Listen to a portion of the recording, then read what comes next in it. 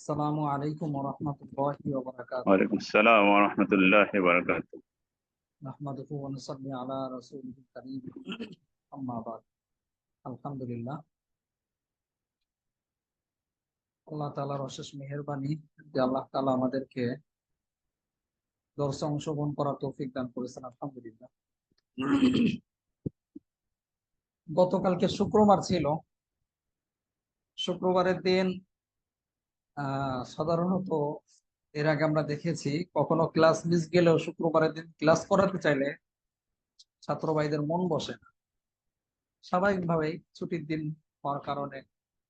তো ওইদিকে লক্ষ্য করে, যেহেতু আমরা এর আগে এক সপ্তাহ বেশি প্রায় ক্লাস করাতে পারিনি, ইন্টারনেট বন্ধ ছিল, তারপরেও শুক্রবারের দিন ক্লাস বন্ধই রাখা হয়েছে স্বাভাবিক নিয়মের কারণে। ইতিমধ্যে আপনারা জানেন যে কোটা আন্দোলনের ছাত্ররা এক দফা দাবি ঘোষণা করেছে, আগামীকাল থেকে সমস্ত কিছু বন্ধ থাকবে। তো এটা তো অফলাইনের বিষয়, আর আমাদের তো অনলাইনে।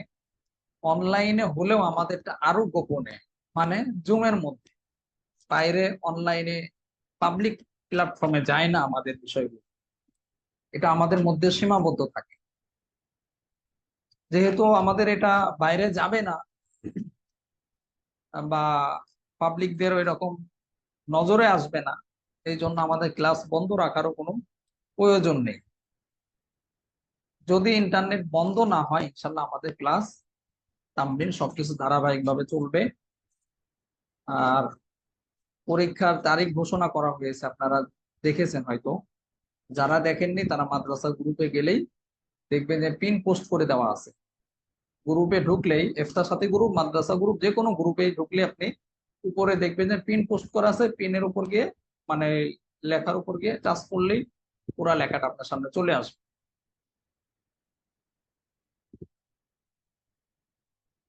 তো সবাই তারিখ হয়তো খেয়াল করেছেন যে আপনাদের পরীক্ষা হবে 25-26, না 24-25? 24-25 ওস্তাদ জি। 24-25 বলা হয়েছে না? জি। জি।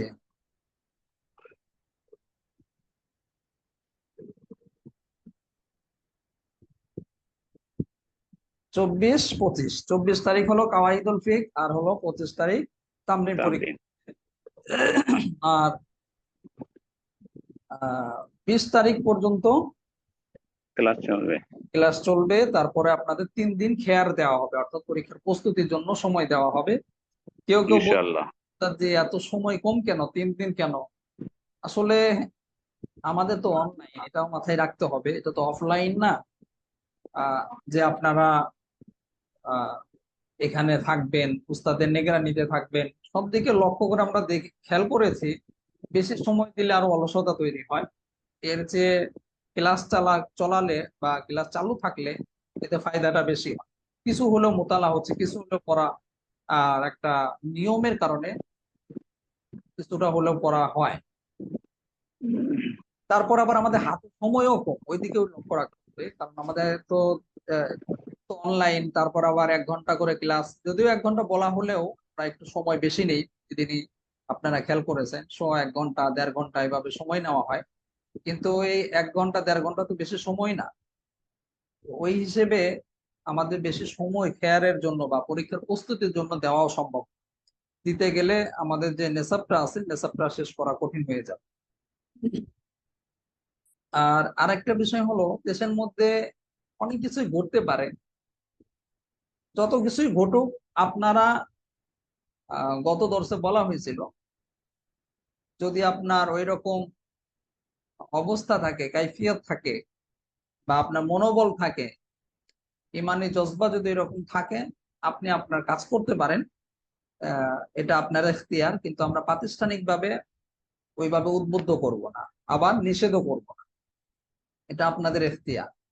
আর আমাদের ক্লাসটা ইনশাল্লাহ ইন্টারনেট বন্ধ না হলে, স্বাভাবিক থাকলে, সুস্থ থাকলে ইনশাল্লাহ ক্লাস নিয়মিত চলবে। নিয়ম অনুযায়ী, অর্থাৎ যে তারিখ দেওয়া হয়েছে সেই তারিখে ইনশাল্লাহ পরীক্ষা হবে। 24 তারিখে কাওয়াইদুল ফিক, আর 25 তারিখে তামরিন পরীক্ষা হবে।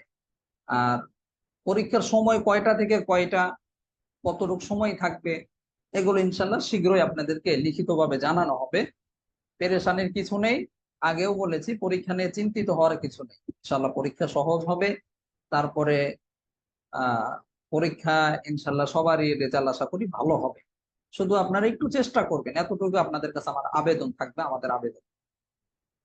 আর তামরিন ইতিমধ্যে আমরা একটা তামরিন দেখেছেন সম্পাদনা করে প্রকাশ করা হয়েছে, 28 নম্বর তামরিন।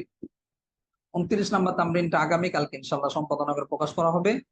আর 30 নম্বর তামরিন আজকে দেওয়া হয়েছে। তামরিন ইনশাল্লাহ আমাদের দর্শের সাথে সাথে তামরিনও চলবে। এই কয়েকদিনের মধ্যে যদি 50টা তামরিন হয়ে যায়, 50টা হয়ে গেলে আমরা, বা দেখি কয়টা হয়, এই যে কয়টা হবে এর মাঝে আমরা একটা নির্দিষ্ট একটা পরিমাণ বলে আপনাদেরকে তামরিন আমরা অফ করে দেব। তারপরে ইনশাল্লাহ ওই কয়টা তামরিনে পরীক্ষা হবে। তামরিন গুলো আপনারা মোতালা করবেন। পাশাপাশি দর্সের যে পড়াগুলো আছে, পিছনে যে কায়দাগুলো আছে, কায়দাগুলো মোতালা করবেন। বিশেষ করে কায়দার অর্থ, কায়দার এক একটা কায়দার একটা করে হলেও একটা মেসাল বা উদাহরণ, তারপরে কায়দাটা কোন কিতাব থেকে নেওয়া হয়েছে, কিতাবের নামটা, এই তিনটা জিনিস মোটামুটি খেয়াল রাখলে চলবে। আর একটু হরকতের দিকেও খেয়াল রাখবে। হরকত বলতে মানে এরাব যে আছে, আহ আরবি যে কায়দাটা আছে, কায়দার এরাবটা একটু খেয়াল রাখবে। অনেক সময় এরাব লাগাতেও বলা হয়, অর্থাৎ এরাব ছাড়া দেওয়া হবে, আপনারা খাতায় এরাব লাগাবেন, হরকত লাগাবেন।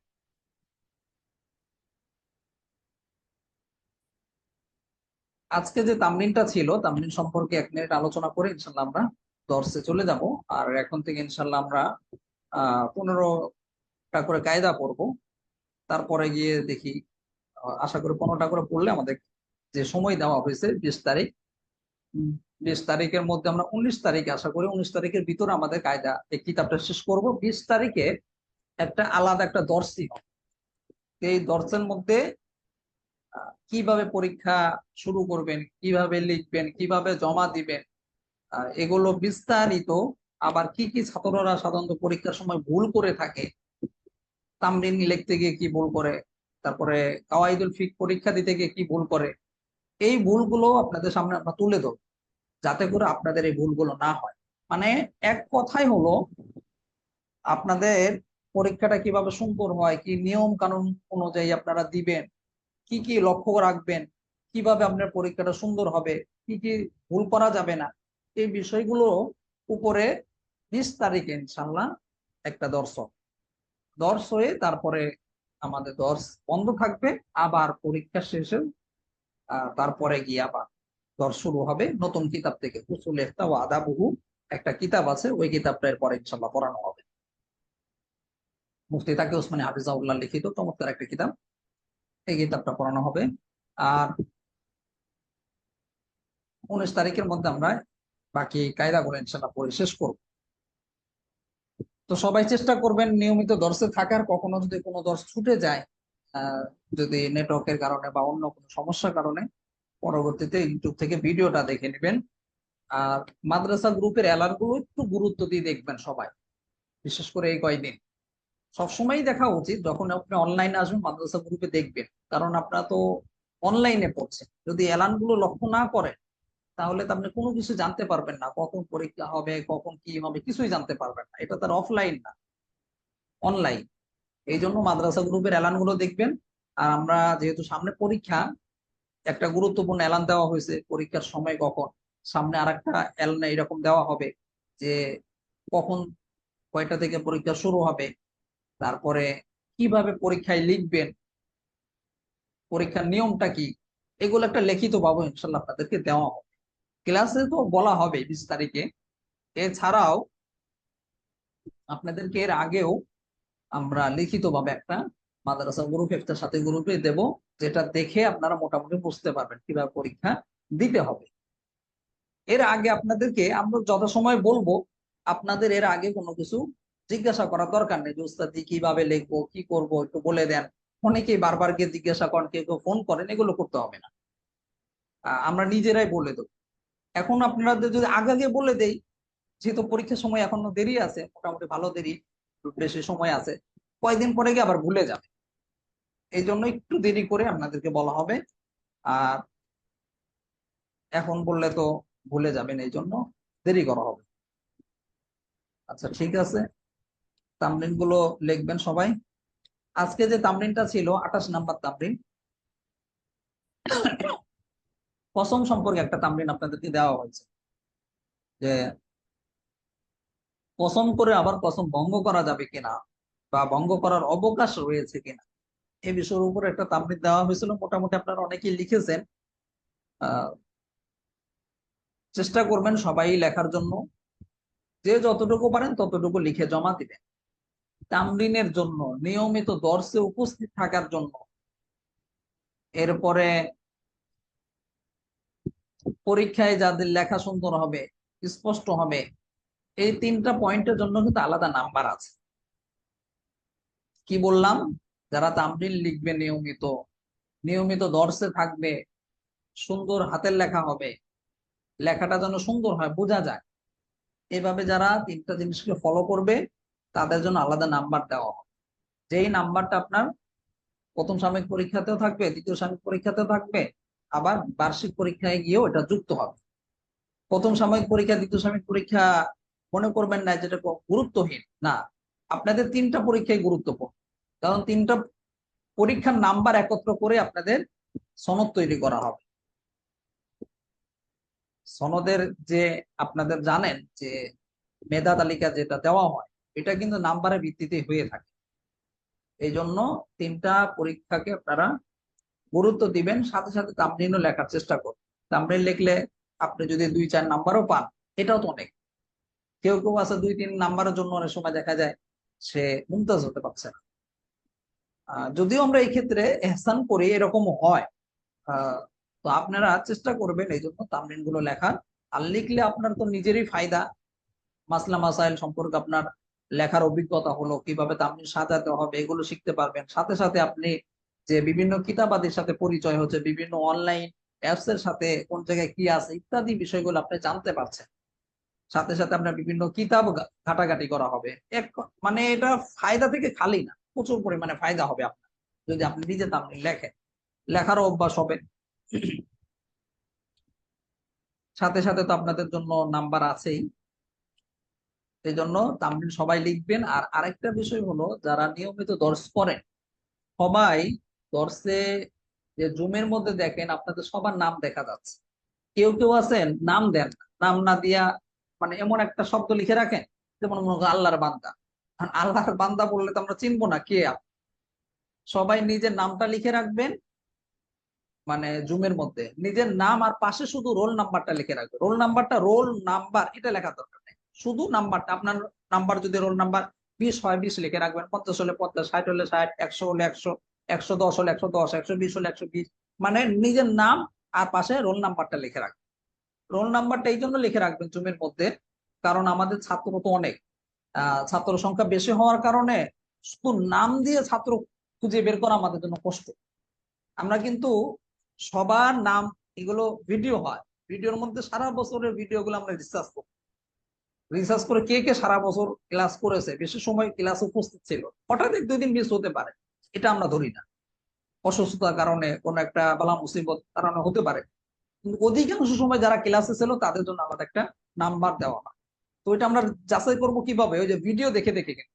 আর ভিডিওর মধ্যে গেলেই দেখা যায় সবার নাম দেখা যাচ্ছে, কে কে ক্লাসে থাকে, এগুলো যাচাই করা আমাদের জন্য সহজ হয়। আর একটা তো আমরা নিজেরাও দেখি, ওইটার একটু সুবিধা হয়।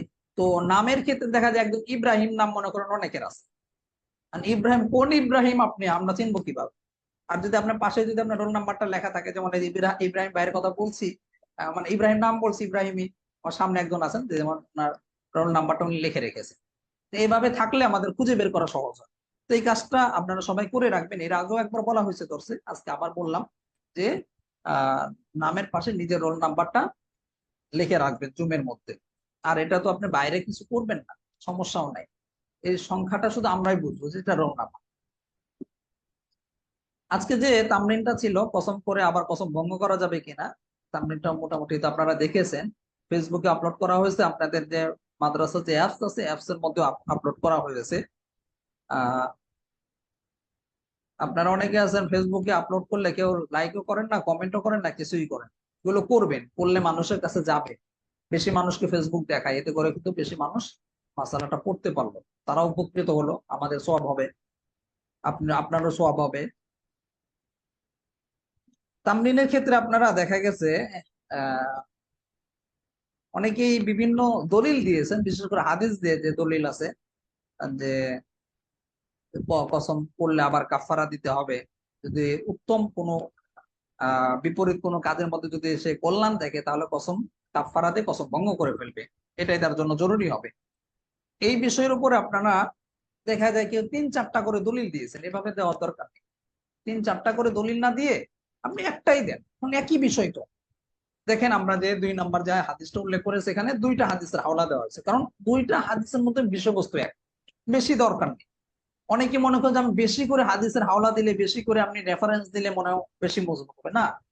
আপনি অল্প কথার মধ্যে রেফারেন্স দিয়ে কথাটা শেষ করেন, এটা বেশি বেটার হবে, সাধারণ মানুষের জন্য বোঝার সুবিধা হবে এবং সাধারণ মানুষ সংক্ষিপ্তটা পছন্দ করে। যাই হোক, সবাই এভাবে চেষ্টা করবেন তামরিন গুলো লেখা, আর একটু চেষ্টা করবেন সবাই তাড়াতাড়ি দর্শক জয়েন করার জন্য, যাতে করে আমরা তাড়াতাড়ি ক্লাস শুরু করতে পারি। আজকে আমরা পড়বো 191 নম্বর কায়দা থেকে। গত দর্শে আমরা পড়েছিলাম 190 নম্বর কায়দা। ইতিমধ্যে হয়তো আপনারা লক্ষ্য করেছেন যে আমরা যে কায়দাগুলো এখন পড়ছি অনেক কায়দায় পুরাতন কায়দা, অর্থাৎ পিছনের কায়দাগুলো আবার বারবার রিপ্লাই হচ্ছে, নতুন কায়দা খুব কম। ওই হিসেবে কায়দাগুলো সহজ হবে।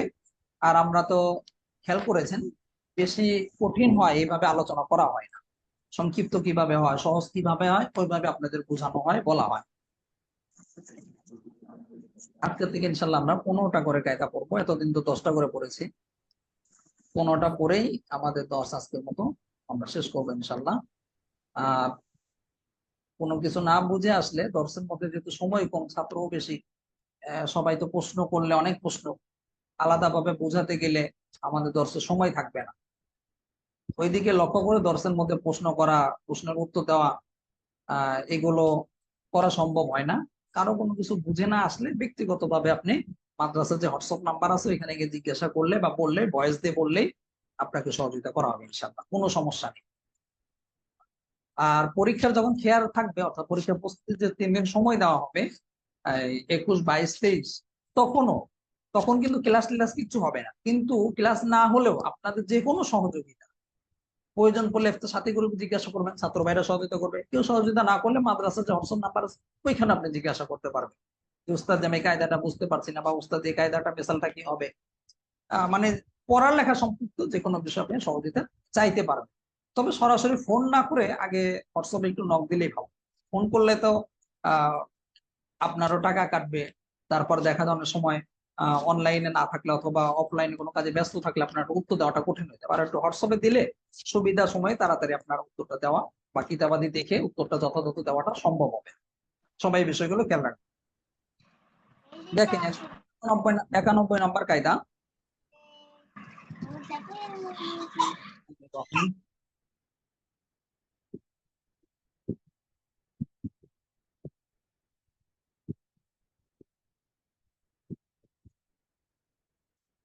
আল আফু ইন্নামা ইয়াসকুতু মা কানা মুস্তাহাক্কান লিল আফি খাসসা।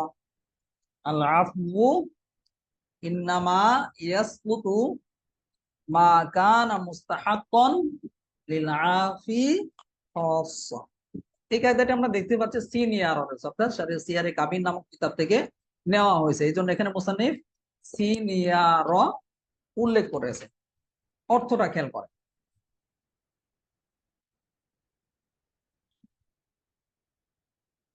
ক্ষমা নিঃসন্দেহে আলাফু কি ক্ষমা বা মাফ করা, নিঃসন্দেহে তাই রহিত করে যা বিশেষত ক্ষমাকারীর অধিকার হয়ে থাকে। ক্ষমা নিঃসন্দেহে তাই রহিত করে যা বিশেষত ক্ষমাকারীর, মাফকারীর অধিকার হয়ে থাকে। মোটামুটি দেখেন আমরা অর্থটা দেখেই বা অর্থটা শুনে আমরা বুঝতে পেরেছি যে এখানে বোঝানো হচ্ছে একজন ব্যক্তি, একজন মানুষ, সে ক্ষমা ওইটাই করতে পারবে যেটা তার অধিকার আছে। বুঝেছেন? ক্ষমা একজন ব্যক্তি ওইটাই করতে পারবে যেখানে তার অধিকার আছে। অর্থাৎ আহ ক্ষমা করার দ্বারা রহিত তখনই হবে, যে বিষয়ে সে ক্ষমা করলো ওইটা ক্ষমা তখনই রহিত হবে যখন তার অধিকার থাকে। অধিকার যেখানে নেই, সে যদি সেখানে গিয়ে ক্ষমা করে, সেই ক্ষমা করার দ্বারা তার ওই ক্ষমা রহিত হবে না, অর্থাৎ ওই ক্ষমা কার্যকর হবে না।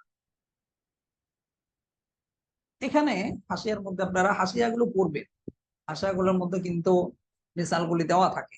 আর যদি আপনারা বাংলাগুলিও কেনেন, বাংলা সরা যেগুলো আছে এগুলোর মধ্যেও মিসাল দেওয়া থাকে। তবে মাহমুদিয়া লাইব্রেরি যেটা আছে, মাহমুদিয়া লাইব্রেরি থেকে যে সরাটা আছে কাওয়াইদুল ফিকে, এখানে সংক্ষিপ্ত শুধু দেখা যায় এক দুইটা মিসাল দেয় তারা। আর যদি আল কাউসার যেটা আছে, আল কাউসার প্রকাশনী থেকে আছে, ওইখানে আবার বেশি বিস্তারিত। বেশি বিস্তারিত দরকার নেই, আপনারা শুধু ওই মেসালটা দেখলেই যথেষ্ট। মেসালটা খেয়াল রাখবেন, অর্থটা খেয়াল করবেন, আর হলো কায়দাটা খেয়াল করবেন, এতটুকু রাখলেই যথেষ্ট। আর বেশি যদি বুঝার বা বেশি ব্যাখ্যা বিশ্লেষণ যারা পছন্দ করেন বা বুঝতে চান, তারা চাইলে আল কাউসারেরটা সংগ্রহ করতে পারেন। ওইখানে অনেক বেশি বিস্তারিত আলোচনা আছে।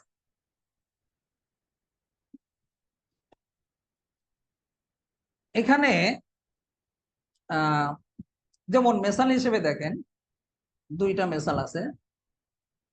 যে কোনো একজন ব্যক্তি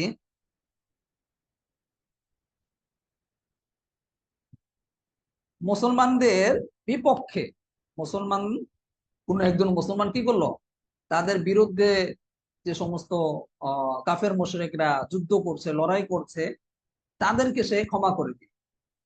ক্ষমা করে দিয়ে কি বললো, যে যাক, তাদেরকে হত্যা করার দরকার নেই বা তাদেরকে কিছু করার দরকার নেই। এখন একজন মুসলমান কাফেরদেরকে যদি সবাইকে সে এভাবে ক্ষমা করে দেয়, তাহলে এই ক্ষমাটা কি হবে না, কার্যকর হবে না। কি জন্য কার্যকর হবে না? কারণ হলো, সে যে ক্ষমা করলো, এই ক্ষমা করার পরিপূর্ণ অধিকারটা তার নেই। সবাইকে ক্ষমা করতে পারে না, এই অধিকার নেই। আর অধিকার না থাকলে কি হবে, এই ক্ষমাটা কার্যকর হবে না। হ্যাঁ, কার্যকর হবে ওইটাই যেটা তার অধিকার আছে, অর্থাৎ তার নিজের ক্ষেত্রে যতটুকু আছে, সে নিজের বিশেষ বিষয়টাকে সে ওইটা ক্ষমা করতে পারে। এই যে কায়দার মধ্যে এটাই বলা হয়েছে, আফু ইন্নামা ইয়াসকুতু মা কানা মুস্তাহাক্কান লিল আফি খাসসা। ক্ষমা নিঃসন্দেহে তাই রহিত করে যা বিশেষত ক্ষমাকারীর অধিকার হয়ে থাকে। ক্ষমাকারীর যতটুকু অধিকার আছে ততটুকু সে ক্ষমা করতে পারে, আর এটা করলেই ওইটা রহিত হবে, অন্যেরটা রহিত হবে না। তারপর আরেকটা মেসাল আছে, যেমন যে কোন একজন নিহত ব্যক্তির যারা অভিভাবক আছে, ওলিয়া আছে, তারা যদি কিসাসে, যেহেতু হক তাদের থাকবে, অভিভাবক, যে তাদের আহ, যা যাকে হত্যা করেছে তাদের, তারা অভিভাবক হিসেবে কিসাসের বদলা নিতে পারবে, অর্থাৎ কিসাসের তারা সুযোগ পাবে। তো এই ক্ষেত্রে যারা অভিভাবক আছে তাদের মধ্যে থেকে যদি কেউ কাউকে ক্ষমা করে দেয়, মানে ওই হত্যাকারীকে ক্ষমা করে দিল, যে আমি তাকে ক্ষমা করে দিলাম। দেখেন, ক্ষমা করার কারণে বা তাকে মাফ করে দেওয়ার কারণে তার যে অধিকারটা আছে, সে একজন অলি হওয়ার কারণে, অভিভাবক হওয়ার কারণে তার অংশটুকু রহিত হবে। অর্থাৎ সে মাফ করে দিয়েছে মানে যে সবার পক্ষ থেকে মাফ হয়ে গেছে এমন হবে না। কারণ আমরা জানি কায়দার মধ্যে যেটা বলা হয়েছে, তার যতটুকু অধিকার আছে ততটুকু ক্ষমা করার অধিকার তার থাকবে, অতটুকুই কার্যকর হবে, অন্যেরটা কার্যকর হবে না। তো ওই হিসেবে তার নিজের পক্ষ থেকে সে ক্ষমা করে দেয়, তাহলে তার পক্ষ থেকে ক্ষমা হয়ে যাবে, অন্যদের পক্ষ থেকে ক্ষমা বা মাফ হবে না। একজন, অর্থাৎ একজনের মাফ করার দ্বারা কি হবে না, সবার পক্ষ থেকে মাফ হয়ে যাবে না। তবে এই ক্ষেত্রে কিসাসের ক্ষেত্রে আবার একটা বিধান হলো কি, কয়েকজন অভিভাবকের মধ্যে যারা ওলি আছে, তারা যদি একজন যদি ক্ষমা করে দেয়, মাফ করে দেয়, তাহলে হত্যাকারীর আহ যে হত্যা করেছে তার হত্যাকারী থেকে কিসাস নেওয়া হবে না। বরং একজন ক্ষমা করার কারণে বাকিদের পক্ষ থেকে মাফ না হলেও তারা এই কিছু মালের বদলতে বা মালের স্রোতের মালের পরিবর্তে তাকে ক্ষমা করে দিলে কিসাসটা তখন কার্যকর হবে না। কিসাসে কিন্তু এটা ভিন্ন, যেটা আমরা এর আগে আরেকটা কায়দার মধ্যে পড়ে এসেছি। তারপরে কায়দাটা দেখেন 192 নাম্বার কায়দা, আল ইওয়াদু হুকমুহু হুকমুল মুআওয়াদ। আল ইওয়াদু হুকমুহু হুকমুল মুআওয়াদ। এই কায়দাটি আমরা দেখতে পাচ্ছি সিনিয়র অর্থাৎ শারীয় সিয়ারে কাবিন নামক কিতাব থেকে নেওয়া হয়েছে, এই জন্য এখানে মুসান্নিফ সিনিয়র উল্লেখ করেছেন। অর্থটা খেয়াল করেন, বিকল্প বিষয়ের হুকুম মূল বিষয়ের ন্যায়। বিকল্প বিষয়ের হুকুম মূল বিষয়ের ন্যায়। এখানে দেখেন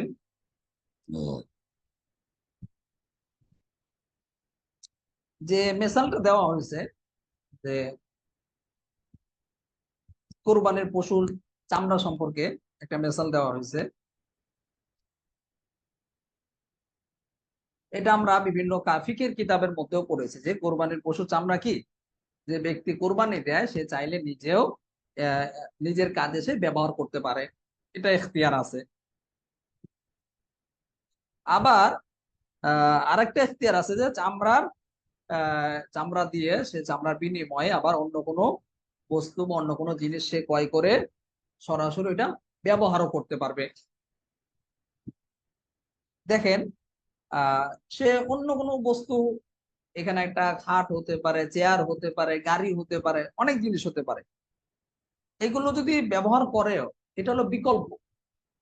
ইত্যাদি যে জিনিসটা সে ব্যবহার করুক না কেন, চামড়ার বিনিময়ে সে ক্রয় করে, তারপরেও এটা বিকল্প হিসেবে ওইটার মতনই হয়ে যাবে, যেটা আমরা কায়দার মধ্যেও দেখলাম। অর্থাৎ চামড়া যেমন ভাবে ব্যবহার করতে পারে একজন মানুষ তাবাগাত করে, সে নিজের যদিও আমাদের দেশে এখন প্রচলিত নেই, একটা সময় ছিল মানুষ চামড়া কিন্তু ব্যবহার করত, পানি মশক হিসেবে ব্যবহার করত, নামাজে জায়নামাজ হিসেবে ব্যবহার করত, আরো বিভিন্ন ক্ষেত্রে তারা ব্যবহার করত। তো এইভাবে চাইলে কি বিকল্প হিসেবেও ব্যবহার করতে পারে, যেটা কায়দার মধ্যে বলা হয়েছে যে আল ইওয়াদু হুকমু হুকমুল মুআওয়াদ, বিকল্প বিষয়ের হুকুম মূল বিষয়ের মতোই। বিকল্প বিষয়ের হুকুম মূল বিষয়ের ন্যায়। অর্থাৎ বিকল্প হলেও এটা কেমন যেন ধরে নেওয়া হবে মূল বিষয়। তো ওই হিসেবে এখানে আহ আহ চামড়ার বিনিময়ে কেউ যদি আহ অন্য কোনো বস্তু কিনে যদি ব্যবহার করে, এটারও কি রয়েছে, সুযোগ রয়েছে। তবে এখানে যে বিষয়টা ফুকায়ে কেরাম নিষেধ করেন, সেটা হলো চামড়াটা কেউ যদি কারো কাছে বেচে দেয়, বিক্রি করে দেয়, বিক্রি করে তার মূল্যটা সে মানে কোরবানি দাতা গ্রহণ করতে পারবে না, তার জন্য এটা জায়েজ হবে না। এটা তখন গরিব দুঃখীদের হক হয়ে যাবে, তাদের জন্য আহ এটা তাদের প্রাপ্য, তাদেরকে সদকা করে দিতে হবে, দান করে দিতে হবে। যেটা আমরা কোরবানির সময় দেখে থাকি, অনেক মাদ্রাসা গুলোও কি করে থাকে, যে কোরবানির সময় চামড়া কালেকশন করে থাকে, গরিব দুঃখী মিসকিন এতিম যারা আছে তাদের লিল্লাহ বোর্ডিং অর্থাৎ তাদের খাওয়া দাওয়ার জন্য বিভিন্ন ফান্ড পরিচালনার জন্য উত্তোলন করে থাকে। ওই হিসেবে যাক, মূল কথা হলো কি বুঝেছেন তো সবাই, আল ইওয়াদু হুকমু হুকমুল মুআওয়াদ, বিকল্প বিষয়ের হুকুম মূল বিষয়ের ন্যায়। বিকল্প বিষয়ের হুকুমটা কি হবে, মূল বিষয়ের মতোই হবে, যদিও এটা বিকল্প। এটা আমরা বিভিন্ন ক্ষেত্রেও দেখেছি, পিছনে অনেকগুলো কায়দা এরকম গিয়েছে যে বিকল্প হলেও তখন এটা কি মূলের মতনই কার্যকর হয়ে থাকে।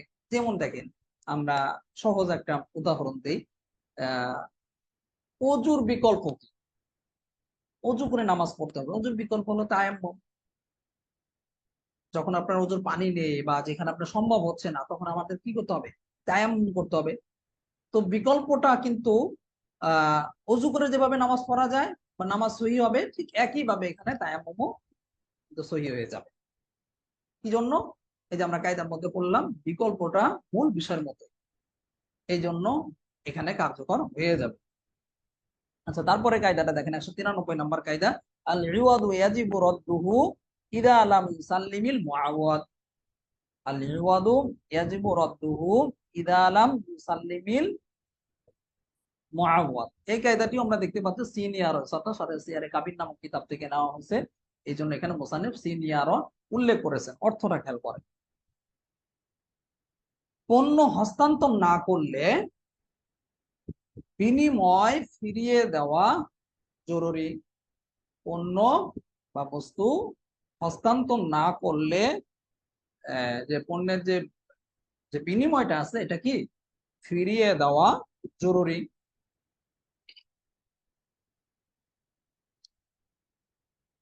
এখানে দেখেন, আমরা অর্থ দ্বারাই বুঝতে পেরেছি কেউ যদি কোনো একটা পণ্য আহ হস্তান্তর করে, ক্রয় বিক্রয় করে, তাহলে এই ক্ষেত্রে কি হস্তান্তর যদি সে না করে তাহলে তার যে ইটা আছে অর্থাৎ বিনিময়টা আছে, সে যে টাকাটা আছে টাকাটা তার জন্য ফিরিয়ে দেওয়াটাও জরুরি হবে।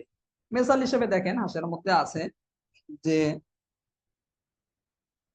যেমন মুসলমানদের জন্য আল্লাহ তাআলা মদকে হারাম করেছেন, যেটা কোরআনের মধ্যে এসেছে অসংখ্যবার, হাদিসের মধ্যে এসেছে। তারপরে আবার শুকুরের কথা এসেছে। এগুলো আল্লাহ তাআলা নিষেধ করেছে, এগুলো হারাম করেছে। তো হারাম করা সত্ত্বেও কেউ যদি, কোন একজন মুসলমান যদি আরেকজন মুসলমানের কাছে এটা বিক্রি করে দেয়, তাহলে আহ বিক্রি করলেও যে যে রয়েছে ক্রেতাকে, ক্রেতাকে মূলত বিক্রি করলে ক্রেতাকে এই মূল্যটা ফেরত দেওয়া আবশ্যক। এখন কেন আবশ্যক হবে? কারণ হলো আমরা জানি যে শুকরের কথা, তারপরে এই যে মদের কথা, এগুলো হাদিসের মধ্যে, কোরআন আয়াতের দ্বারা এগুলো নিষিদ্ধ ঘোষণা করা হয়েছে। তো নিষিদ্ধ ঘোষণা করার কারণে এটার যে আহ যে মালটা আছে বা যে বিনিময়ে সে ক্রয় করলো, এটা তার কাছে যে জিনিসের মাধ্যমে ক্রয় করলো বা যে জিনিসের বিনিময়ে ক্রয় করলো, ওইটা সম্পদ হিসেবে বিবেচনা করা হয়। বুঝেছেন কথাটা? কারণ ইসলামে তো এটা সম্পূর্ণরূপে হারাম, এটা তো কোনো দামই নেই, এটা তো কোনো পণ্য হিসেবেই গ্রহণযোগ্যতা নেই। তাহলে এটা বিনিময়ে আসবে কোত্থেকে? আর এটা তো হস্তান্তর করা বা আরেকজনকে দেওয়া, এটা তো সম্পূর্ণরূপে না যায়, হারাম। এটা তো কোনোভাবে জায়েজ নেই। এই জন্য এটাকে সম্পদ হিসেবে গ্রহণ করা হয়নি। ফলে সে পণ্য হস্তান্তরই করে, এটা মনে করা হয়। আর আমরা কায়দার মধ্যে পড়লাম যে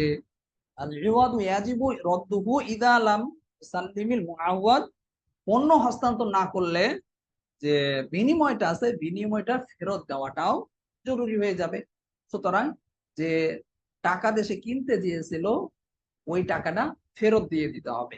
মনে করা হবে যে এই যে মদ, তারপরে শুকর, এটা তো পণ্যই না, আর পণ্যটা হস্তান্তর যোগ্যও না, এটাও বা গ্রহণযোগ্য না ইসলামের দৃষ্টিতে। এই জন্য এটাকে ফেরত দেওয়া জরুরি হয়ে যাবে। এমনি ভাবে আর একটা সহজ মেসাল দিয়েছে, দেখেন এটা একটু কঠিন হলেও বুঝতে কঠিন হতে পারে। যেমন এই মেসালটা আমরা এর আগেও ভিন্ন কায়দার মধ্যে পড়েছিলাম যে একজন ব্যক্তির যদি একাধিক স্ত্রী থাকে, অর্থাৎ তিনি একাধিক বিবাহ করেছেন, তো বিবাহের ক্ষেত্রে ইনসাফ করা অনেক জরুরি। শুধু ভরণ পোষণ দিতে পারলেই যে একাধিক বিবাহ করতে পারবে এমন না। কিন্তু অনেকে আমরা জানি না, মনে করে যে দুই একজন আলেম আছেন, তারা ফেসবুকে খুব প্রচার চালায় যে বহু একাধিক বিবাহ করা উচিত। তারা বিভিন্ন ভাবে উৎসাহিত করে, কিন্তু উৎসাহিত করলে হবে না, সাথে সাথে এটাও মাথায় রাখতে হবে যে একাধিক বিবাহ এটা সবার জন্যই কিন্তু জায়েজ হবে না, সবার জন্য এটা করাও সম্ভব না। কার জন্য সম্ভব? তার জন্যই সম্ভব বা তার জন্যই জায়েজ হবে যে সমতা রক্ষা করতে পারবে, ভরণ পোষণ দিতে পারবে। আচ্ছা, ভরণ পোষণ অনেকেই দিতে পারবে, সমতা রক্ষা কয়জন করতে পারবে বলেন? একজনের প্রতি না আরেকজনের প্রতি তার একটু মাইল হবে, এটাই স্বাভাবিক। যাই হোক, এখানে যে বিষয়টা মেসাল হিসেবে দেওয়া হয়েছে যে সমতা রক্ষার জন্য একজন স্বামী তার একাধিক স্ত্রী থাকলে সে রাতকে ভাগ করে নেবে, যে এই দুই রাত এই বিবির কাছে থাকা হবে, এই দুই রাত এই বিবির কাছে থাকা হবে বা এই স্ত্রীর কাছে থাকা হবে, এভাবে ভাগ করে নিবে। তো এখন এই যে রাত যে ভাগ করা হলো, এখানে যদি কোনো একজন স্ত্রী যদি আরেক স্ত্রীর সাথে একটা চুক্তি করে নেয় যে আজকে তো তোমার রাত, তোমার কাছে তো থাকবে, আমি তোমাকে এত টাকা দিলাম, আজকে আমার এখানে থাক, আমার এখানে একটা আহ ভালো একটা জিনিস রান্না করেছে বা যে কোনো একটা জিনিস হতে পারে। তো এই যে যে সে রাতে থাকার জন্য বা অধিকারের জন্য, একটা অধিকার আছে তাদের, অধিকারকে পণ্য হিসেবে এখানে বেছে নিয়েছে। তো পণ্যের বিনিময়ে, অধিকারের পণ্যের বিনিময়ে করলো, রাত যাপনের পালার বিনিময়ে তার সাথে একটা চুক্তি করলো, চুক্তি করে সে কিছু টাকা পয়সা বা এরকম কোন একটা মাল নেই। তো এই মালটা গ্রহণ করা যাবে না। কি জন্য গ্রহণ করা যাবে না? কারণ হলো এটা কোনো বিনিময় হস্তান্তরযোগ্য কোনো পণ্য নয়, বা এরকম কোনো পণ্যই নয়।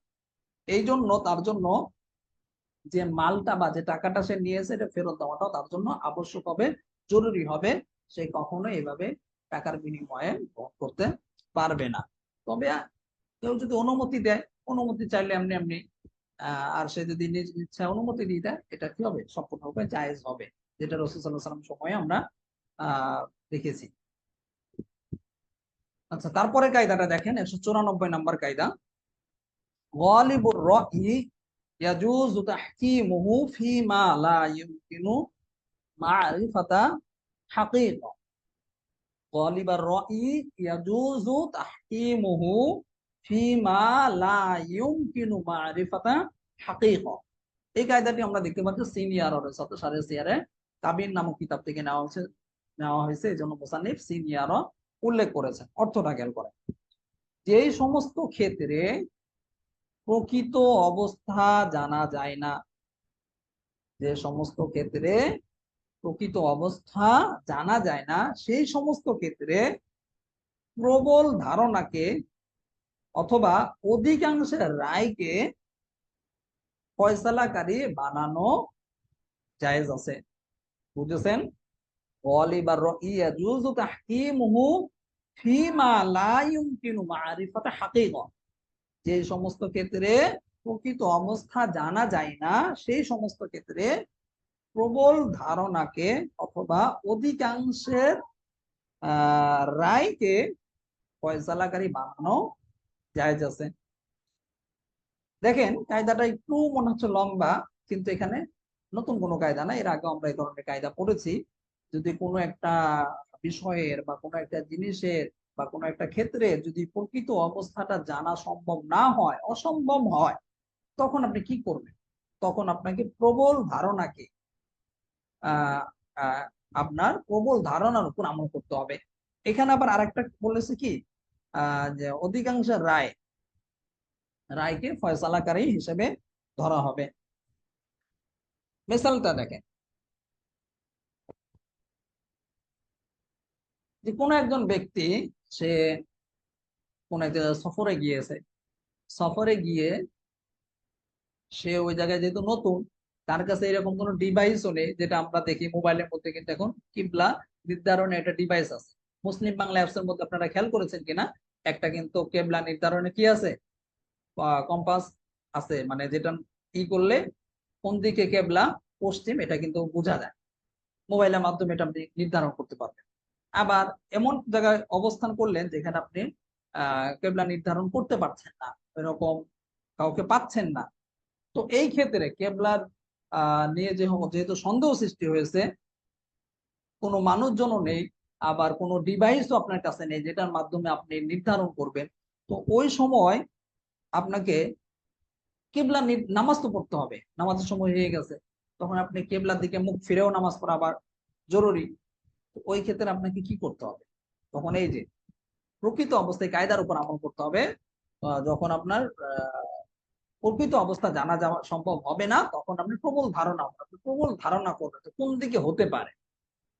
বিভিন্ন আপনার জ্ঞানকে কাজে লাগে, বিবেককে কাজে লাগিয়ে আপনি প্রবল ধারণা করবেন, তারপরে যেদিকে মন আপনাকে ফয়সালা দিবে ওইদিকে আপনি কেবলামুখী হয়ে নামাজ আদায় করবেন।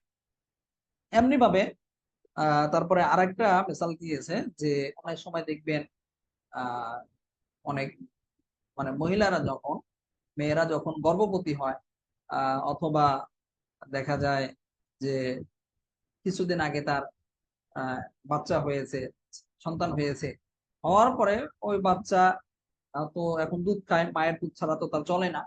ওই অবস্থায় সে যদি রোজা রাখতে যায়, রোজা রাখতে গেলে যদি তার বাচ্চার ক্ষতির আশঙ্কা হয়, অথবা আহ তার যদি মৃত্যুর আশঙ্কা হয়, অথবা অসুস্থতার প্রবল ধারণা হয়, তখন সে কি করতে পারবে?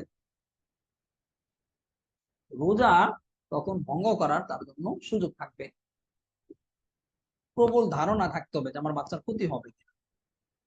অথবা এখানে আরেকটা পরামর্শ দিয়ে থাকেন ওলামায়ে কেরাম, যে যদি প্রবল ধারণা নাও হয়, কোন একজন বিশেষজ্ঞ ধার্মিক মুসলিম ডাক্তার যদি পরামর্শ দেয় যে আপনার বাচ্চার ক্ষতি হতে পারে, এখন আপনি রোজা রাখেন না, যেহেতু আপনার দুধ খেয়ে এসে সারাদিন বা তার জীবন বেঁচে থাকে, এই সময় যদি আপনি রোজা রাখেন, দুধ কম পাবে, তার ক্ষতি হতে পারে, বা অসুস্থ হতে পারে, বা মৃত্যুর ঝুঁকি থাকতে পারে।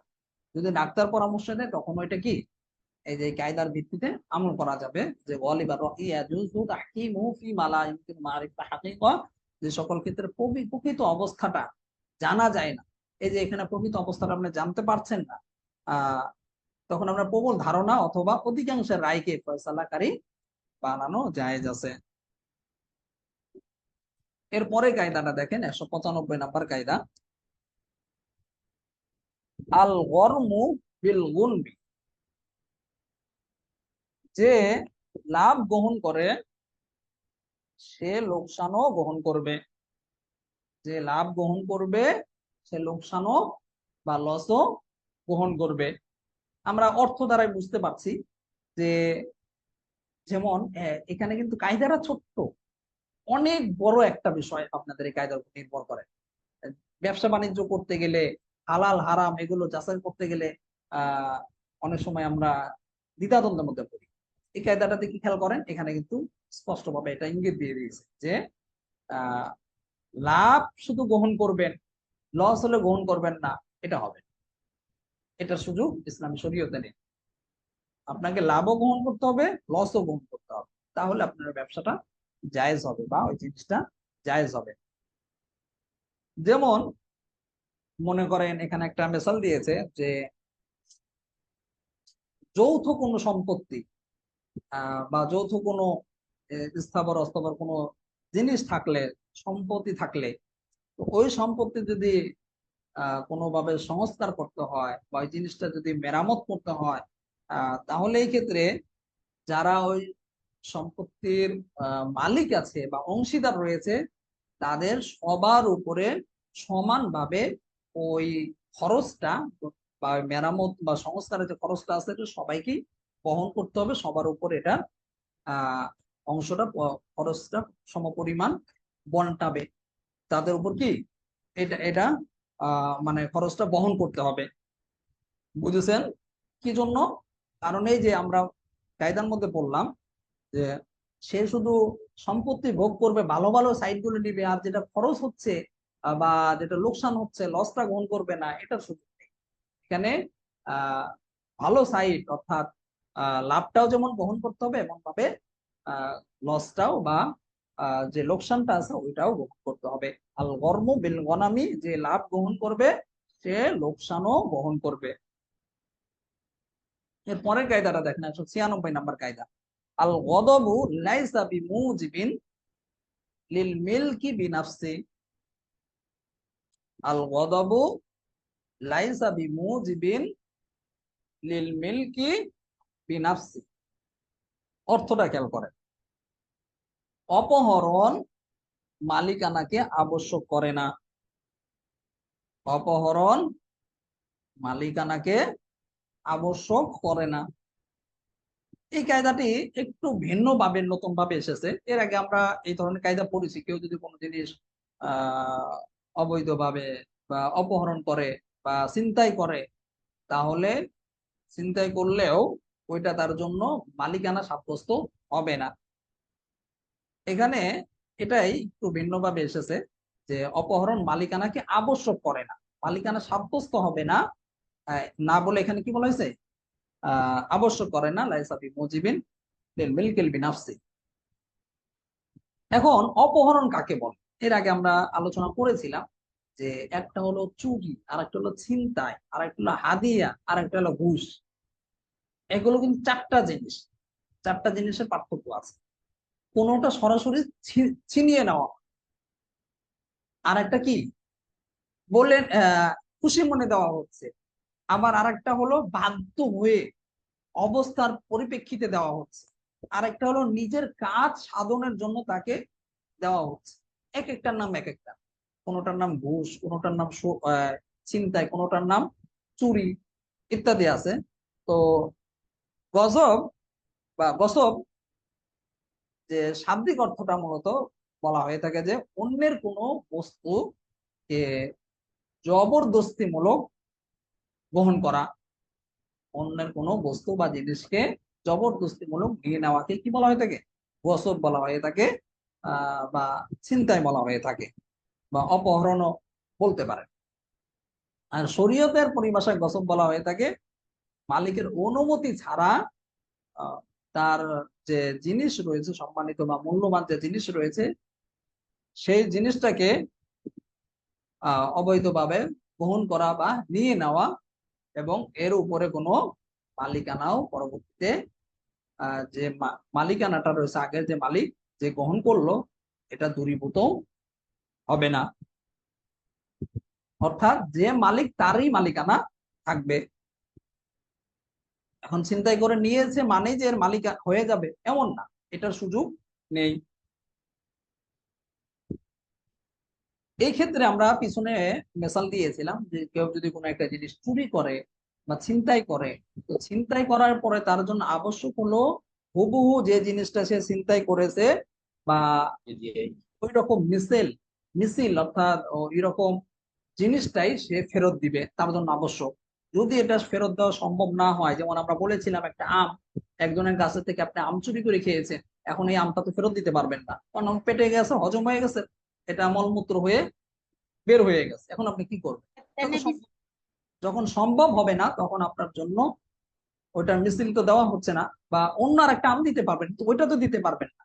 এই ক্ষেত্রে আপনার জন্য ওই জিনিসটার মূল্যমান বা যে পরিমাণ যে টাকা হয়, এই টাকাটা তাকে আপনি ফেরত দিতে পারবেন। এটা আপনার জন্য আবশ্যক হবে, অর্থাৎ ক্ষতিপূরণটা দিতে হবে। এরপরে যদি আপনি ক্ষতিপূরণ দিয়ে দেন, তখন আপনি ওই জিনিসের মালিক হিসেবে গ্রহণযোগ্য হবেন। নতুবা আপনি যত দিনই হোক, যত দীর্ঘদিন হোক, যত সময়ই যাক না কেন, আপনার জিনিস নেওয়ার দ্বারা, গসব করার দ্বারা আপনার জন্য মালিকানা আবশ্যক হবে না, এটা কখনোই আপনার মালিকানা সাব্যস্ত হবে না। এটাই কায়দার মধ্যে বলা হয়েছে যে আল গসবু লাইসা বিমুজিবিন লিল মিলকি বিনাফসি, গসব বা অপহরণ মালিকানাকে আবশ্যক করে না। মালিকানাকে তখনই আবশ্যক করবে যখন সে কি করবে? ক্ষতিপূরণটা দিয়ে দিবে। যদি ক্ষতিপূরণে রাজি হয়ে যায় মালিক, যে আচ্ছা ঠিক আছে, তুমি আমার জিনিসটা নিয়েছো, আমার ক্ষতিপূরণটা দিয়েছো, এটা তোমার ভালো লাগছে, ঠিক আছে নিয়ে নাও, সমস্যা নেই, তবে আমার যে টাকাতে কিনেছিলাম সেই টাকাটা আমাকে ফেরত দিয়ে দাও, তাহলেই চলবে। তখন রাজি হয়ে গেলেই সে ওই জিনিসের মালিক হয়ে যাবে। এরপরে কায়দাটা দেখেন, আল ফিদাউ ইয়াকুনু বিমুকাবালাতিল আসলি। আল ফিদাউ ইয়াকুনু বিমুকাবালাতিল আসলি, এই কায়দাটি আমরা দেখতে পাচ্ছি সিনিয়র শারহে সিয়ারে কাবির নামক কিতাব থেকে নেওয়া হয়েছে। অর্থটা খেয়াল করেন, মূল বস্তুর উপর ভিত্তি করে ফিদিয়া নির্ধারণ করা হয়। মূল বস্তুর উপর ভিত্তি করেই ফিদিয়া নির্ধারণ করা হয়। এখন আমরা তো মোটামুটি সবাই জানি, তারপরেও দেখেন ফিদিয়া কি। ফিদিয়া মূলত ওই ধরনের সম্পদকে বলা হয় যা মুক্ত করার জন্য দেওয়া হয়ে থাকে। তো এখানে যে বিষয়টা বলা হয়েছে যে আল ফিদাউ ইয়াকুনু বিমুকাবালাতিল আসল, বিমুকাবালাতিল আসল, অর্থাৎ মূল বস্তুর উপর ভিত্তি করে ফিদিয়া নির্ধারণ করা হবে। যে জিনিসটা মূল, ওইটার উপর ভিত্তি করেই ফিদিয়া দিতে হবে। এখানে দেখেন একটা মেসাল দেওয়া হয়েছে, যুদ্ধক্ষেত্রের ক্ষেত্রে গনিমতের মালের একটা মেসাল দেওয়া হয়েছে, যে কাফেররা মুসলমানদের উপরে এক এক সময় যুদ্ধ করে তারা কি হয়ে গেল? বিজয়ী হয়ে গেল, এবং মুসলমানদের যা কিছু ছিল, যত সম্পদ ছিল, সবকিছু তারা দখল করে নিল। এরপরে পরবর্তীতে আবার দেখা গেল মুসলমানরা তাদের সাথে যুদ্ধ করলো, যুদ্ধ করে তখন আবার মুসলমানরা যে সমস্ত জিনিস তারা দখল করে নিয়েছিল মুসলমানদের, সেগুলো আবার তারা পুনরায় দখল করতে সক্ষম হলো। এবং ওই সম্পদগুলি, ওই জিনিসগুলোই পরবর্তীতে যারা যুদ্ধ করেছে বা মুজাহিদ ছিল তাদের গনিমতের সম্পদ হিসেবে এগুলো আবার ওই যোদ্ধাদের মধ্যে, মুজাহিদিনদের মধ্যে পরবর্তীতে সমান হারে বন্টন করে দেওয়া হবে। এখন যখন বন্টন করে দেওয়া হয়ে গেছে, এরপরে যদি কোন একজন ব্যক্তি যদি এসে যদি বলে যে যে সম্পদটা বন্টন করে দেওয়া হয়েছে ওই সম্পদটা কি আমি আমার লাগবে, ওইটা আমি ফিরে চাই। কি জন্য? কারণ এটার মূল মালিক কি আমি ছিলাম। ওই আগের হিসাবে বলছে যে আগের হিসাবে আমি ছিলাম, পরে না যুদ্ধ টুদ্ধ করে আবার গনিমত হিসেবে এটা বন্টন হয়ে গেছে। তো আগে আমি যেহেতু মালিক ছিলাম, ওইটা আমি ফিরে চাই, আমার দরকার। তো এখন সে যদি নিতে চায় তাহলে তাকে কি করতে হবে? ওইটার মূল্য রয়েছে, তাকে পরিশোধ করে দিতে হবে। এখন দেখেন এখানে আরেকটা কথা বলছে যে যে ওই রকম তারপরে যদি মেরামত করে বা কোনো যদি ভেঙেও ফেলে, তাহলেও কি তার যে মূল্যটা ছিল বা তার যে দামটা ছিল এই দামটার মধ্যে কোনো রকম পরিবর্তন আসবে না, কোনো পরিবর্তন আসবে না। বরং যখন মুজাহিদিনদের মধ্যে বন্টন করা হয়েছিল ওই গনিমত হিসেবে পাওয়ার পরে, ওই গনিমত হিসেবে পাওয়ার পরে তখন যে মূল্যটা ছিল, যে দামটা ছিল, ওই দামটাই পরিশোধ করতে হবে। এই জন্য এই যে আমরা কায়দার মধ্যে পড়লাম, আল ফিদাউ ইয়াকুনু বিমুকাবালাতিল আসল, মূল বস্তুর উপর ভিত্তি করে ফিদিয়া নির্ধারণ করা হয়। মূল বস্তু যখন মূল বস্তুটা যেরকম ছিল ওইটার উপর নির্ভর করে হবে। মাঝে যে মাঝে না, পরে যে সংস্কার করা হলো, মেরামত করা হলো, এটা আর ধর্তব্য হবে না, বরং মূল বস্তুটাই ধর্তব্য হবে। মূল যে অবস্থাটা ছিল প্রথম দিকে, ওই হিসেবেই ফিদিয়াটা বা মূল্যমানটা নির্ধারণ করা হবে। এরপরে কায়দাটা দেখেন, 198 নাম্বার কায়দা, আল ফারাইদু আফদলু মিনান নাফলি। এই কায়দাটি আমরা দেখতে পাচ্ছি শিন নুন রয়েছে, অর্থাৎ আল আসমান নাসার কিতাব থেকে নেওয়া হয়েছে। অর্থটা খেয়াল করেন, ফরজ সমূহ ফরজ সমূহ নফল থেকে উত্তম। এখানে আহ শুধু কায়দার মধ্যে আল ফারাইদ অর্থাৎ ফারজুনের জমা ব্যবহার করা হয়েছে, ফারাইদ। আহ ফরজ তো আমরা জানি দুই ভাগে বিভক্ত, একটা হলো ফরজে আইন আর একটা কি ফরজে কেফায়া। দুইটা ফরজ রয়েছে। তো এখানে দুইটা ফরজকে গণ্য করা হবে বা দুইটা ফরজকে মনে করা হবে যে ফরজে আইনও হতে পারে, ফরজে কেফায়া হতে পারে, দুইটাই নফল থেকে উত্তম। এটা তো স্বাভাবিকভাবে আমরা জানি, নফল কখনোই একটা ফরজে হাজার হাজার নফল মিলেও একটা ফরজের সমতুল্য হতে পারে না। এটা হলো স্বাভাবিক নিয়ম। নফল তো নফল, তবে নফল অনেক ক্ষেত্রে যেটা হাদিস দ্বারা প্রমাণিত, সহিহ হাদিস দ্বারা প্রমাণিত, রাসূল সাল্লাল্লাহু আলাইহি ওয়াসাল্লাম যেটা বলেছেন যে নফল অনেক সময় ফরজের ঘাটতি পূরণ করে, কিন্তু ফরজের সমতুল্য হবে এটা নাকি ঘাটতি পূরণ করবে। আসলে ময়দান আল্লাহ তাআলা বলবেন যে তার ঘাটতি আছে, দেখো কোন নফল আমল আছে কিনা, তখন নফলে তারা ঘাটতি পূরণ হবে, কিন্তু নফলের সমকক্ষ হবে না। এই জন্য এখানে কায়দার মধ্যে বলা হয়েছে আল ফারাইদু আফদালু মিনান নাফলি, ফরজ সমূহ নফল থেকে উত্তম। তবে এই ক্ষেত্রে কিছু কিছু মাসালার ক্ষেত্রে ওলামায়ে কেরাম বলেছেন ব্যতিক্রম আছে। সব জায়গায় না, কিছু কিছু ক্ষেত্রে কি হবে, মানে নফলটাই উত্তম হবে। যেমন আপনার সালাম দেওয়াটা সুন্নত, এটা হলো একটা নফল পর্যায়ের আমল। আপনি সালাম না দিলেও সমস্যা নেই, দিলে সোয়াব আছে, এটা ঠিক আছে, ভালো কাজ, উত্তম কাজ। কিন্তু না দিলে তো সমস্যা নেই। কিন্তু সালাম যখন দেওয়া হবে, সালামের জবাবটা দেওয়াটা তখন তার জন্য কি হয়ে যাবে, আবশ্যক হয়ে যাবে, তার জন্য ওয়াজিব হয়ে যাবে। তো এই স্থানে দেখেন সুন্নত থেকে কি, সুন্নতটি ওয়াজিব থেকে উত্তম।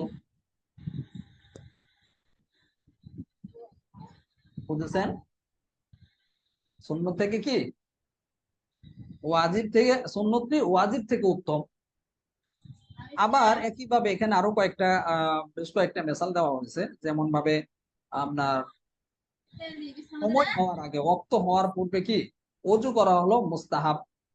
ওযু করাটা ওয়াক্ত হওয়ার আগেই করতে হবে বা ওয়াক্ত হওয়ার পরে করা যাবে এমন না, কিন্তু ওযু ও, নামাজের ওয়াক্ত হওয়ার পূর্বে করা হলো মুস্তাহাব, আর ওয়াক্তের পরে ওযু করাটা হলো ওয়াজিব। যখন নামাজের রক্ত হয়ে গেছে তখন তো আমরা উজু করতে হবে, নামাজ আদায় করতে হবে। এখানেও মুস্তাহাবটি কি হবে, ওয়াজিব থেকে উত্তম হবে। অর্থাৎ কিছু কিছু ক্ষেত্রে নফল হলেও এটা আবশ্যকের থেকে অর্থাৎ ওয়াজিবের থেকে বা ফরজের থেকে এটা উত্তম হয়ে থাকে। এখানে আরেকটি বিষয় মনে রাখবেন যে আমরা ওয়াজিবের কথা বলছি, ওয়াজিব কিন্তু অন্যান্য মাযহাবে নেই। সাধারণত মাযহাবে ফরজ বা নফল বলা হয়ে থাকে। তো আমাদের মাযহাবে বিকল্প হিসেবে ফরজের কাছাকাছি হিসেবে একটা বিধান আছে, সেটা হলো ওয়াজিব। আর ওয়াজিব মানেও কি শব্দটা আবশ্যক বা জরুরি। যাই হোক, মূল কথা তো বুঝেছেন কায়দাতে যে ফরজ হলো নফল থেকে উত্তম, যেটা আমরা সবাই জানি। তারপরে কায়দাটা দেখেন, 199 নম্বর কায়দা। তার সময় তো দেখি বেশি হয়ে যাচ্ছে। আহ আচ্ছা, আর 6টা কায়দা পরে ইনশাল্লাহ শেষ করে দেবো, বেশি কথা বলা হবে না। ফারুদুল আইনি লা ইউতরাকু বিন নাফিলাতি আও বিমা হুয়া মিন ফুরুদিল কিফায়া। এই কায়দাটি আমরা দেখতে পাচ্ছি সিনিয়র অর্থাৎ সারে সিয়ারে কাবিন নামক কিতাব থেকে নেওয়া হয়েছে। ফরজে আইনকে নফল কিংবা ফরজে কিফায়ার কারণে আহ ছেড়ে দেওয়া যাবে না। বুঝেছেন? ফরদুল আইনি লা ইউতরাকু বিন নাফিলাতি আও বিমা হুয়া মিন ফুরুদিল কিফায়া। ফরজে আইনকে নফল কিংবা ফরজে কিফায়ার কারণে ছেড়ে দেওয়া যাবে না। এখানে দেখেন দুইটা বিষয়। ফরজে আইন, এই যে একটু আগে বলা হয়েছে ফরজ হলো দুই ভাগে বিভক্ত, একটা হলো ফরজে আইন আর একটা হলো ফরজে কিফায়া। তো ফরজে আইনকে ফরজে কিফায়ার কারণেও ছেড়ে দেওয়া যাবে না, আবার হলো নফলের কারণে ছেড়ে দেওয়া যাবে না। কারণ আমরা জানি ফরজে আইনের মর্যাদাটা কি নফল থেকেও বেশি। আবার ফরজে কেফায়াটাও কি ফরজে আইন থেকে ঊর্ধ্বে। ফরজে কেফায়া আর ফরজে আইন, ফরজেই কিন্তু দুইটা কি শ্রেণী বিন্যাস আলাদা। তো এখানে মূল যে বিষয়টা আমাদেরকে দৃষ্টি আকর্ষণ করা হয়েছে, যে যে সমস্ত স্থানে ফরজে আইনের সাথে নফলের অথবা আহ, ফরজে কেফায়ার তাহারুজ হবে, সংঘর্ষ হবে, ওই ক্ষেত্রে আপনি কোনটাকে অগ্রাধিকার দিবেন, কোনটাকে প্রাধান্য দিবেন, এটা আপনাকে বলা হচ্ছে যে ফরজে আইনকে তখন প্রাধান্য দিতে হবে।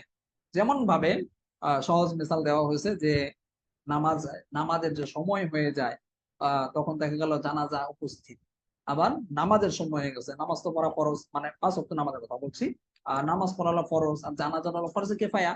তখন আপনি কোনটাকে প্রাধান্য দিবেন? যে আমি যদি নামাজ আদায় না করি, জানাজা পড়তে যাবো, নামাজ কাদা হয়ে যেতে পারে, নামাজের সময় হয়ে যেতে পারে, তখন আপনি ফরজ নামাজটাকে আপনাকে প্রাধান্য দিতে হবে, অগ্রাধিকার দিতে হবে। ফরজ নামাজ আদায় করে তারপরে জানাজাকে আপনি আদায় করবেন, অথবা জানাজার নামাজে ফরজ নামাজের জন্য বিলম্ব করে আদায় করতে হবে। কারণ আমরা জানি এই যে কায়দার মধ্যে বলা হয়েছে ফারদুন আইনি লা ইউতরাকু বিন নাফিলাতি আও বিমা হুয়া মিন ফুরুদিল কিফায়া। ফরজে আইনকে নফল কিংবা ফরজে কিফায়ার কারণে ছেড়ে দেওয়া যাবে না।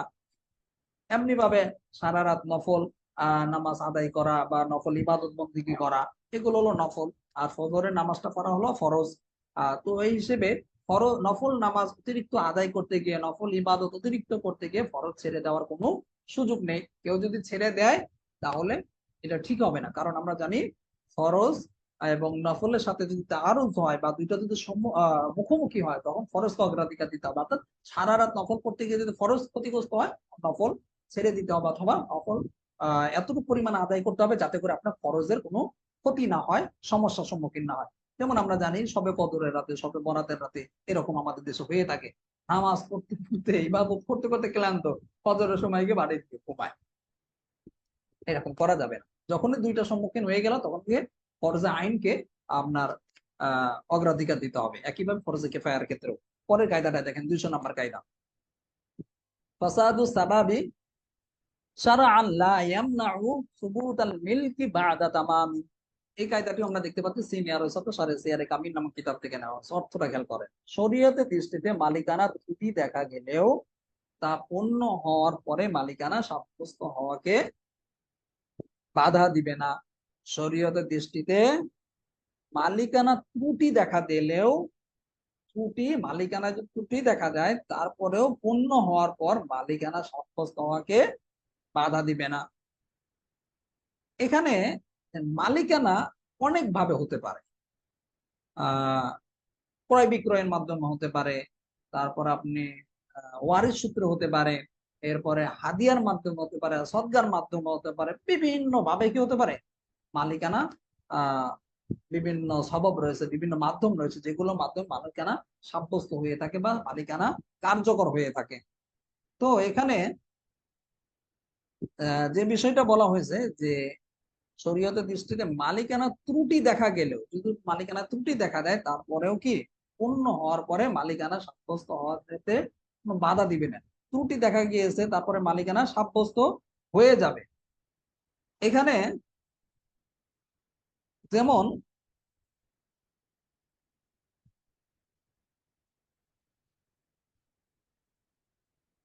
গোলামের একটা মিসাল দেখেন, যে গোলাম বিক্রি করা তো স্বাভাবিকভাবে এটা জায়েজ। কেউ চাইলে একজন গোলাম বিক্রি করতে পারে অথবা গোলাম ক্রয় করতে পারে। একজন গোলাম যদি এমন হয় যে সে পালিয়ে গেছে, পালিয়ে যাওয়ার পরে যেহেতু এখানে উপস্থিত নেই, তারপরেও কি সে যদি কারোর সাথে চুক্তি করে ফেলে, তার কাছে যদি বলে যে আমি তোমার কাছে গোলামটা বিক্রি করে দিলাম, তারপরে কি হয়ে যাবে, বিক্রি হয়ে যাবে। এখন যখনই আসবে আবার গোলাম ফিরে বা যখনই গোলাম পেয়ে যাবে তখন তার মালিকানা সাব্যস্ত হয়ে যাবে। এখানে বিক্রয়ের ক্ষেত্রে দেখা যাচ্ছে স্বাভাবিকভাবে যে সত্তাগত ভাবে কি এটা শরীয়ত সম্মত, সত্তাগত ভাবে এটা শরীয়ত সম্মত, কিন্তু গুণগত ভাবে শরীয়ত সম্মত নয়। এমনি ভাবে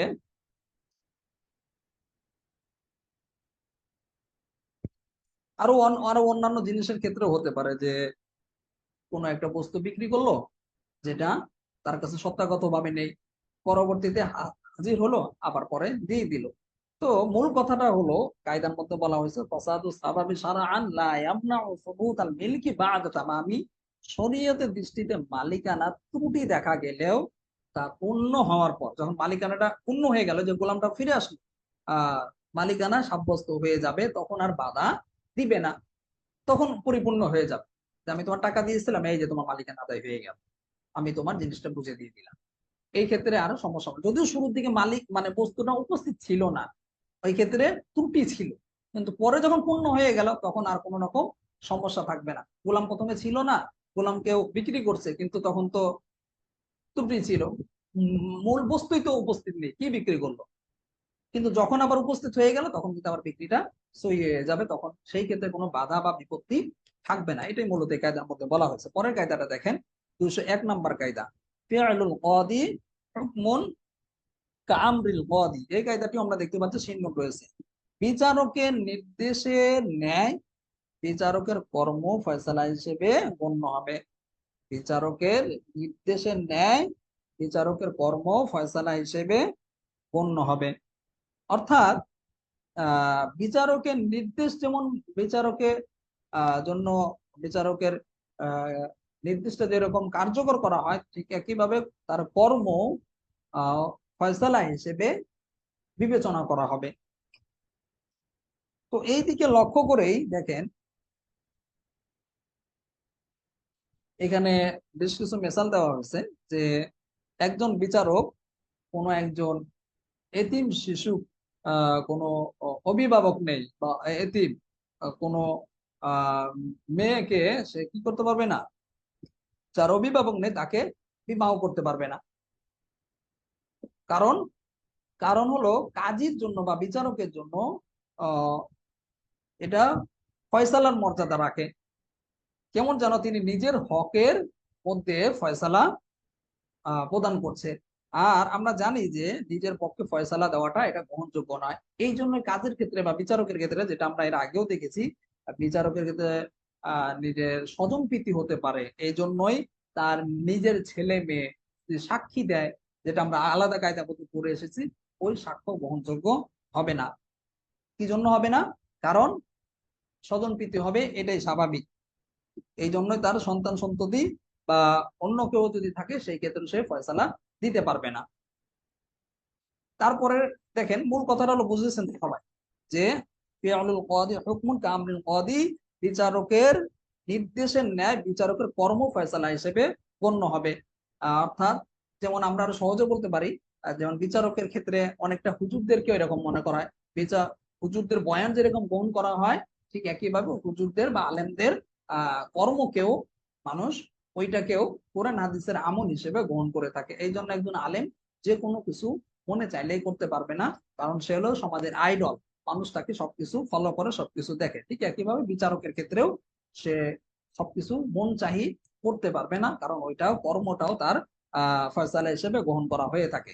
তারপরে কায়দাটা দেখেন 202 নম্বর কায়দা, আল ফিআলু মাতা কানা মুবাহান লা ইয়াসিরু যালিকা সাবাবান মুজিবান লিদিয়াতি ওয়াল কাফারা। এই কায়দাটা আমরা দেখতে পাচ্ছি শিন্নুন রয়েছে। অর্থটা খেয়াল করেন, মানে শিন্নুন দ্বারা আলাসবান নাজার কিতাবকে বোঝানো হয়েছে। কোন কাজ বৈধ হলে তা কিসাস এবং কাফারা ওয়াজিবকারীর কারণ হতে পারে না। কোন একটা কাজ যদি বৈধ হয়, জায়েজ হয়, তাহলে কিসাস এবং কাফারা ওয়াজিবকারীর কারণ হতে পারবে না।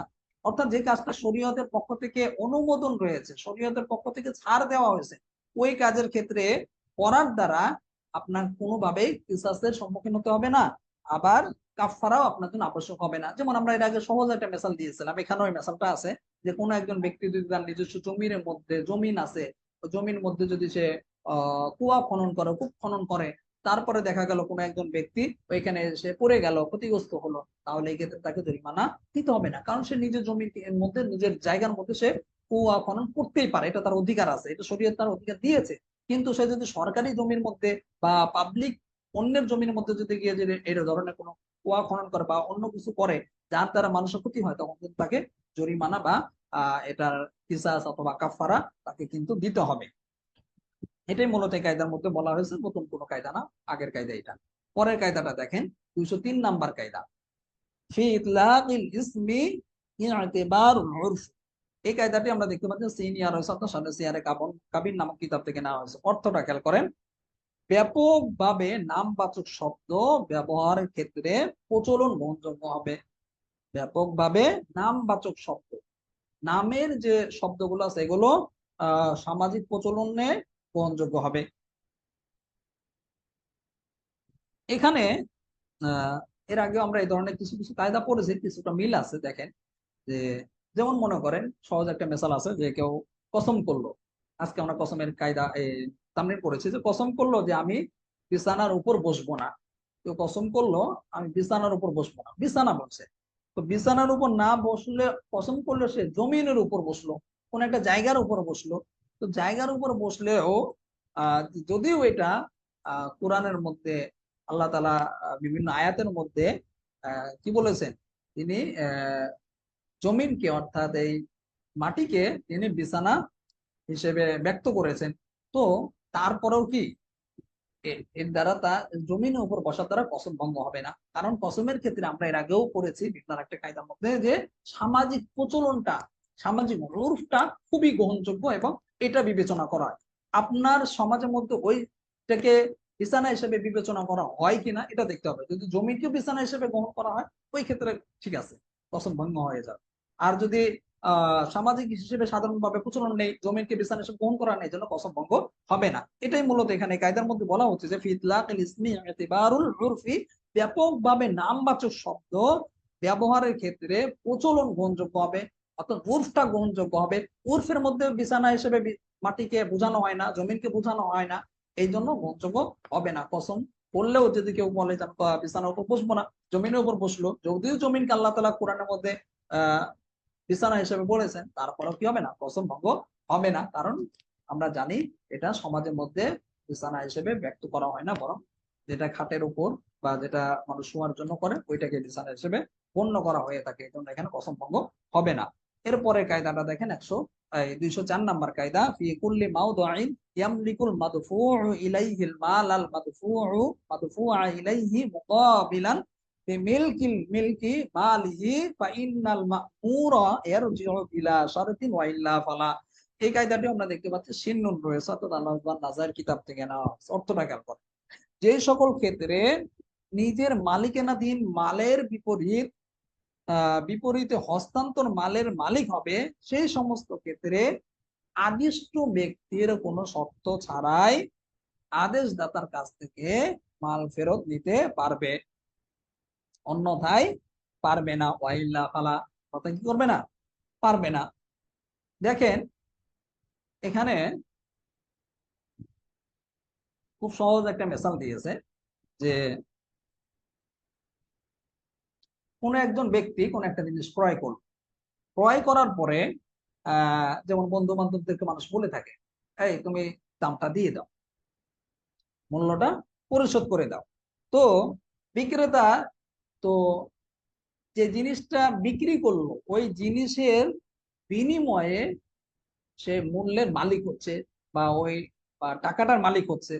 তো এই অবস্থায় যে আদেশ করেছিল, মানে এই টাকাটা দিয়ে দাও, যে আদিষ্ট যে ব্যক্তি রয়েছে আদেশ করলো, তো কোনো প্রকার শর্ত ছাড়াই কি করতে পারবে, সে ওই ক্রেতা থেকে আদায়কৃত যে ইটা আছে, মূল্যটা আছে বা টাকাটা আছে, সেটা কিন্তু সে নিতে পারবে। যে ভাই আমি তো, তুমি বলছিলে টাকা দিতে, আমি তো তোমার টাকা দিয়েছিলাম, তুমি অমুক জিনিসটা কিনলে, আমার টাকাটা ফেরত দাও।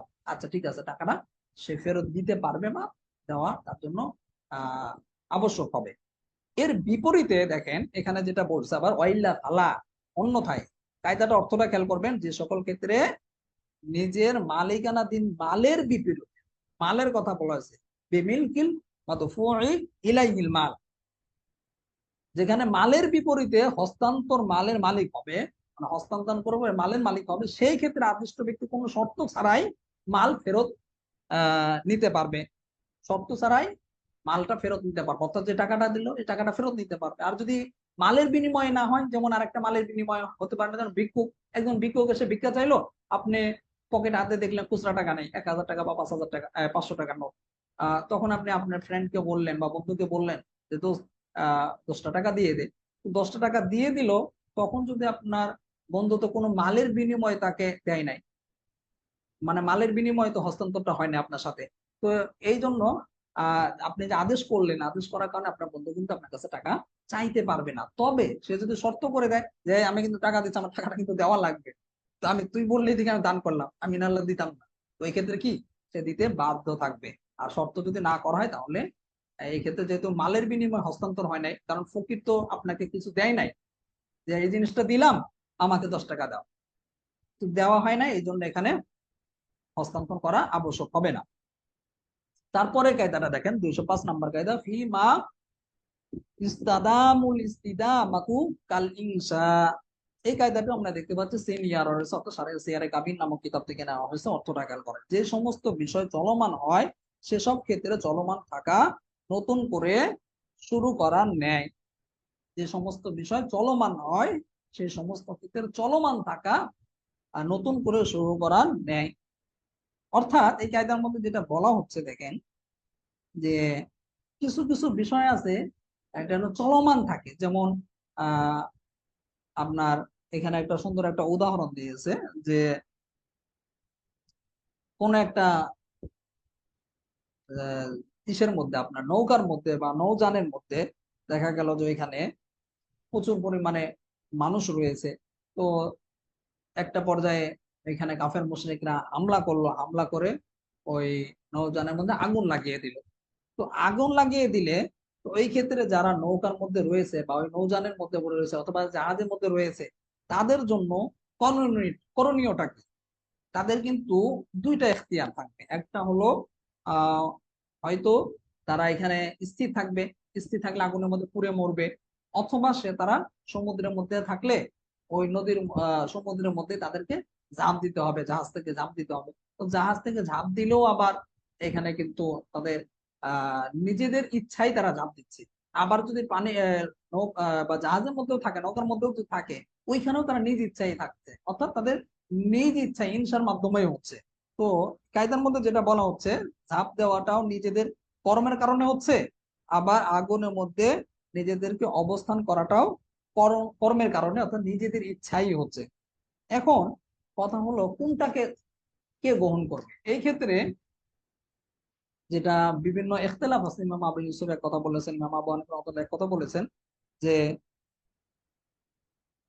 ইমাম আবু হানিফা রহমাতুল্লাহ যেটা বলছেন যে যারা আছে তারা চাইলে যার যেটা ভালো লাগবে, যারা যেটা ইচ্ছা হবে, অধিবাসীদের এখতিয়ার থাকবে, কেউ চাইলে ওইখানে আগুনের মধ্যে অবস্থান করতে পারবে, আবার কেউ চাইলে সমুদ্রের মধ্যেও ঝাঁপ দিতে পারবে। তবে এই ক্ষেত্রে যেহেতু উভয় ক্ষেত্রেই মৃত্যু নিশ্চিত, সমুদ্র তো অথয় সমুদ্র, তো এখানে তো কুল কিনারা নাই, হয়তো সমুদ্রে গেলে একটু দেরি হবে আপনার জীবনটা বের হতে, অথবা কোনো একটা প্রাণী আপনাকে খেয়ে ফেলবে।